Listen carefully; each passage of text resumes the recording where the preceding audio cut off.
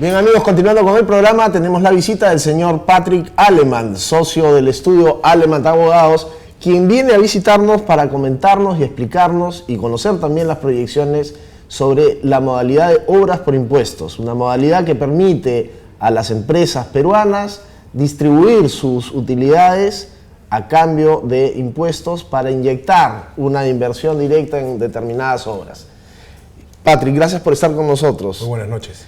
¿Podrías, por favor, explicarnos en qué consiste el concepto de obras por impuesto? Bueno, sí, el obras por impuestos es un mecanismo por el cual la entidad privada invierte en obras priorizadas por los gobiernos regionales, locales o universidades para ejecutar obras de infraestructura pública. Ya. Sabemos que hay una brecha de infraestructura del Estado de alrededor de 17.000 millones y a través de este sistema hace que las entidades privadas puedan invertir y va la vena, digamos, a la infraestructura y no pasa por los gobiernos que tienen que de alguna forma decidir en dónde invertir con la burocracia, etcétera, sino que esto es un proyecto, digamos, directo a las necesidades de infraestructura. Es correcto, tal y como tú lo has dicho, el tema de la burocracia es hace que todas estas obras se retrasen, ¿no? Entonces, cuando ya entra la entidad privada, de alguna manera agiliza por la manera del dinamismo de las mismas entidades privadas para que esos procesos sean más rápidos y como son los que financian, puedan controlar la inyección la ejecución de capital. Correcto. ¿Qué montos, a partir de qué montos pueden destinarse? O sea, obras de una canchita de fulbito, digamos, no va a entrar, pero... Bueno, los montos varían, efectivamente hay montos claro, pequeños. Pero ¿a partir de qué monto mínimo vale ya la pena toda esta dedicación de la empresa? Porque también la empresa privada tendrá pues que buscar la manera de controlar y eso significa recursos, etcétera. Debe haber pues una escala mínima razonable como para inyectar capital. Bueno, lo que estipula la norma es no estipula en cuanto a montos mínimos. Lo que la norma estipula es básicamente que deben ser obras priorizadas. Okay. Tú has mencionado que puede ser a través de una canchita de fulbito, pero la empresa privada de alguna manera no va a invertir en esos. No, evidentemente, estoy poniendo simplemente como para decir el tamaño de la obra. Pero una posta médica. Una posta médica, sí las están haciendo, ¿no? Pero yeah. Hay postas médicas que pueden ir desde los 100.000 soles hasta más grandes, que 4 millones de soles, 2 millones de soles. ¿No? Claro. Basado en la experiencia que tienen ustedes, ¿dónde es que se están destinando principalmente estos mecanismos? Básicamente en lo que es sector salud Yeah. y sector educación, ¿no? Okay. Ahorita en este momento la empresa que lidera el ranking de obras por impuestos es el BCP, que está destinado básicamente a obras de educación. De educación, claro.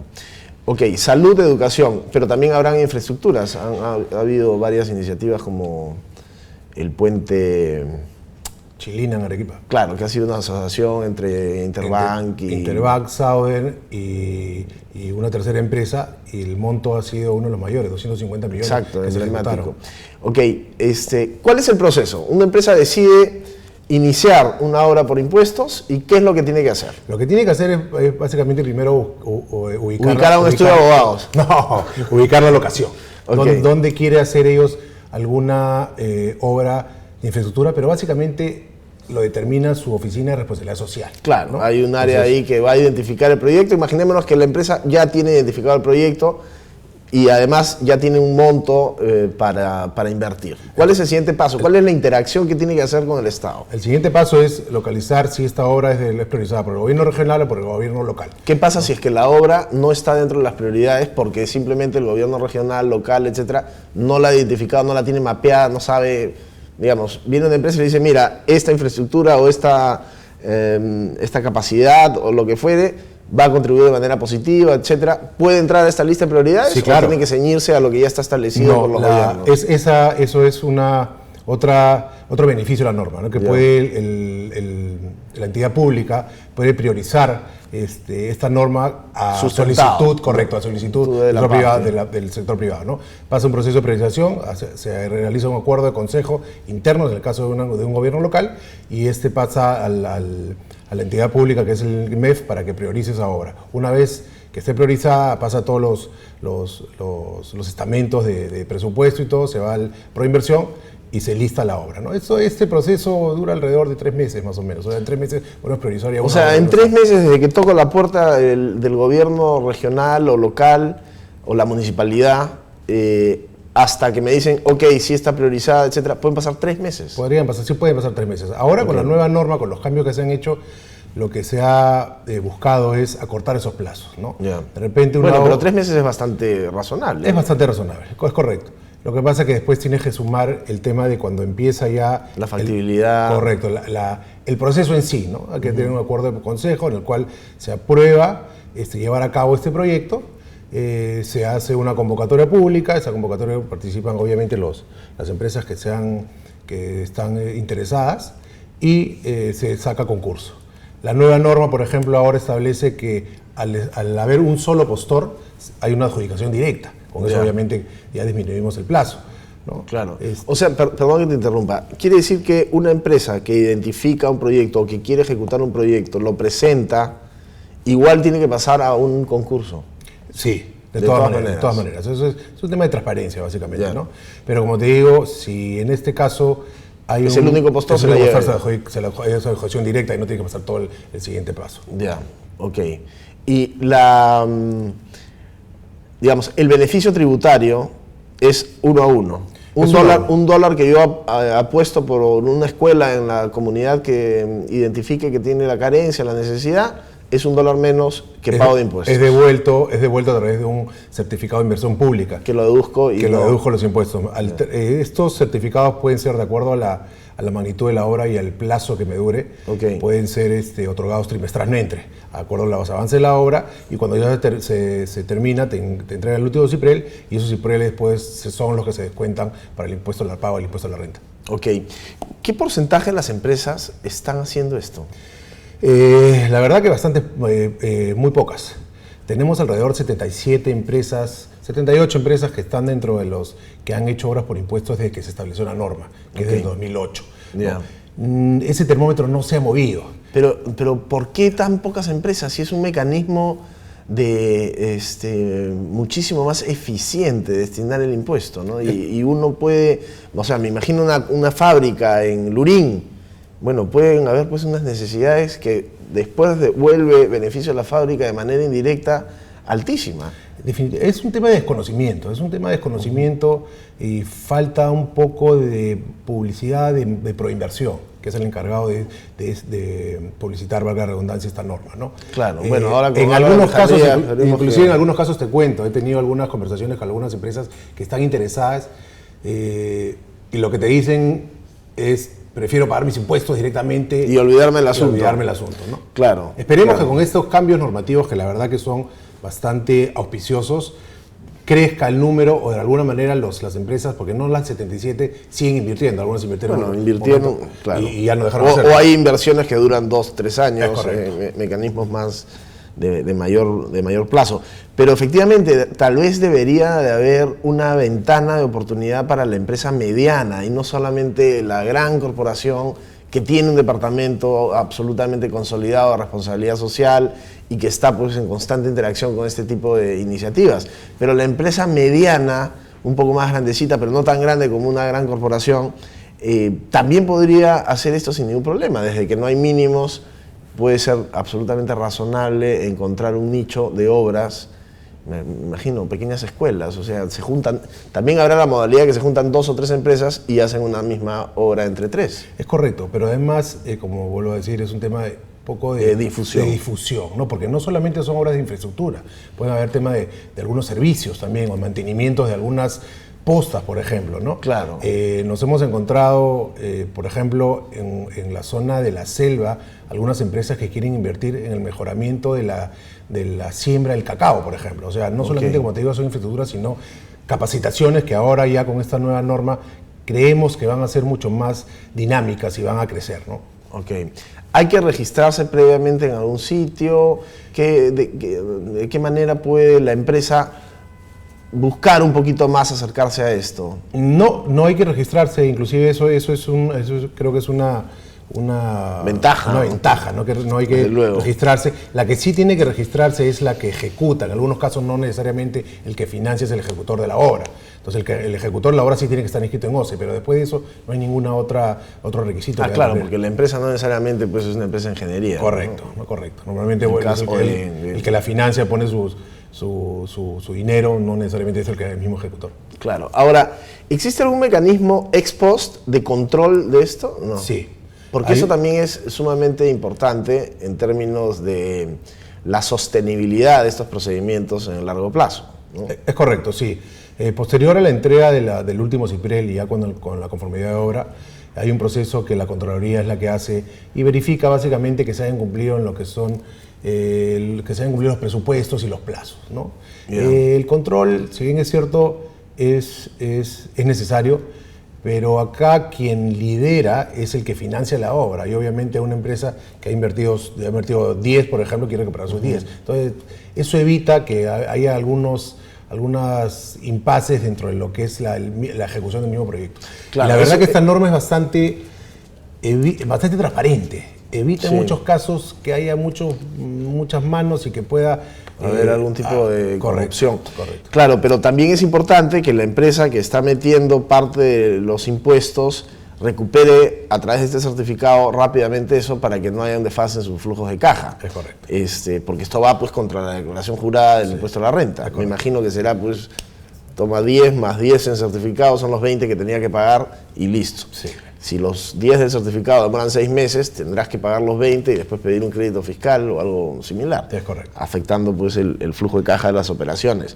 Entonces, ¿en qué momento es que el Estado reconoce vía este certificado que ya está, digamos, que vale el certificado lo mismo que la plata que hubieras pagado? De manera inmediata.